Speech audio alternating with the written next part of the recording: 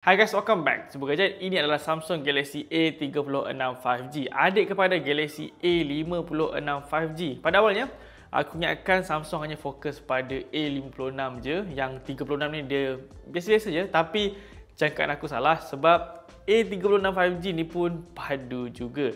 Persoalan dia, adakah ianya berbaloi untuk tanda harga jualan RM1,699?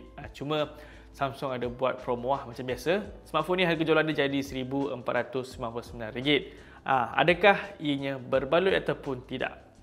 Jom kita lihat. Baiklah, tengok dari segi luaran dia dulu. Galaxy A36 ni datang dengan design yang memang clean habislah. Belakang dia flat, frame dia pun flat juga. Susunan kamera pun sangat simple. Dan dia guna Corning Gorilla Glass Victus Plus dekat bahagian belakang. So, design dia bukan setakat premium je.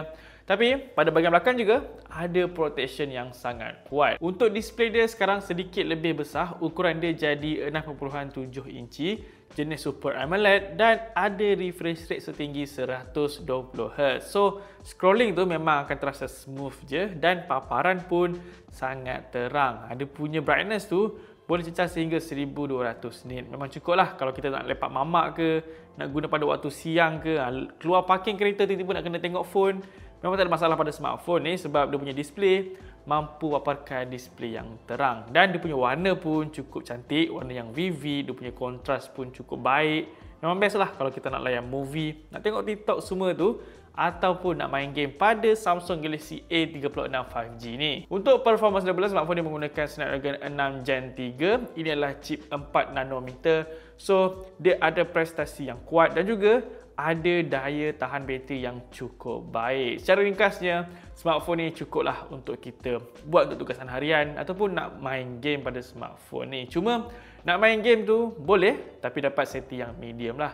Takkan dapat setting yang ultra. Ya, ini phone mid-range, bukan smartphone flagship. Kemudian dia ada RAM sebesar 12GB, memang cukup berikan performance yang laju untuk multitasking pada smartphone ni. Cuma smartphone ni dia tiada slot tambahan untuk micro SD card. Jadi, adakah 256GB ni cukup untuk anda punya penggunaan? Cukup tak untuk simpan anda punya data? Itu sendiri kena ambil kira lah. Adakah ini cukup ataupun tidak. Dan apa lagi menariknya, smartphone ni juga hadir dengan stereo speaker. Bunyi dia cukup lantang, cukup sedap. Cuma bass dia agak rasa kurang sikit lah. Dia tak rasa macam speaker yang terlalu premium, but just nice untuk tanda harga jualan yang macam ni. Dapat stereo speaker pada Samsung ni pun dah bersyukur sebenarnya. Baiklah, untuk kamera pula, Samsung Galaxy A36 5G ni hadir dengan 3 kamera belakang dan 1 kamera selfie. 50MP untuk kamera utama, dia hadir sekali dengan OIS. Kemudian 8MP kamera ultra wide dan 5MP kamera makro. Kamera selfie dia pula 12MP.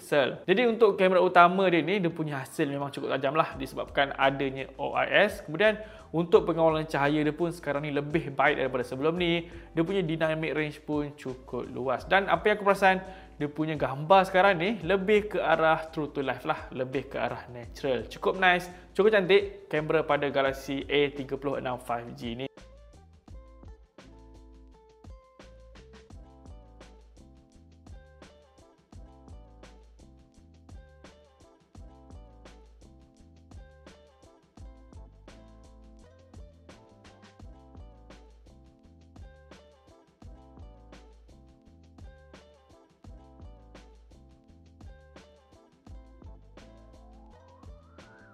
Untuk kamera selfie 12MP dia pun hasil gambar dia sharp, ada warna yang cun, warna yang true to life dan ada video HDR juga untuk rakaman yang lebih jelas dan lebih terang pada rakaman kamera selfie. Untuk video pada kamera utama, dia boleh record sehingga 4K 30fps dan dia juga ada penstabilan image yang cukup bagus lah pada hasil rakaman video dia ni.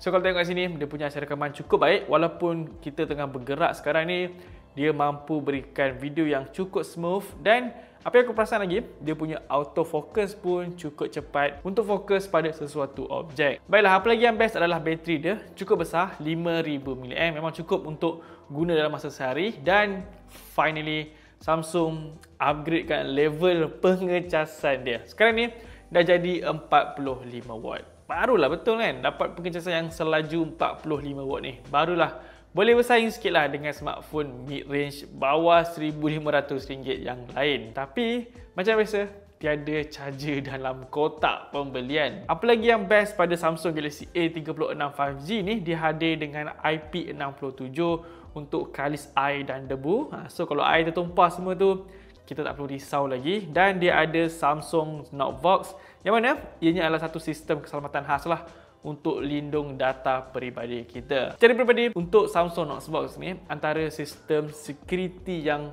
cukup kuat jugalah bagi sesebuah smartphone Android.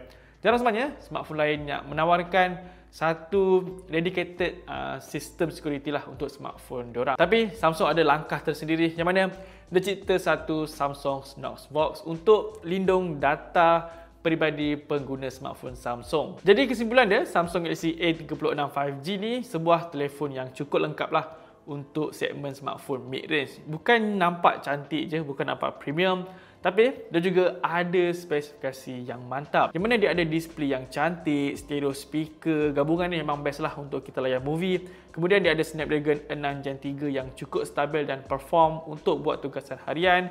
Kamera dia pun just nice je, masih boleh pakai, masih mampu menawarkan hasil yang cantik, bateri pun tahan lama dan finally sekarang ni dia punya pengecasan dah semakin laju. Jadi dengan tanda harga RM1,499, anda akan dapat sebuah smartphone Samsung Galaxy A36 5G. Apa pendapat anda? Adakah ianya berbaloi ataupun tidak? Secara peribadi, ianya cukup berbaloi dengan apa yang Samsung tawarkan lah. Dia punya design pun dah banyak refinement. Sebelum ni design dia memang very bulky, design yang tebal. Kini lebih nipis dan lebih premium. Even dia punya spesifikasi pun Samsung dah tak kedekut lagi macam dulu. Dia berikan smartphone ni, aku rasa Samsung terpaksa buat untuk lebih bersaing dengan phone-phone daripada China. So guys, nampaknya ini saja video kita kali ini. Macam biasa, jangan lupa untuk tinggalkan like dan juga subscribe channel Bro Gadget. Jumpa lagi next video. Assalamualaikum dan bye-bye.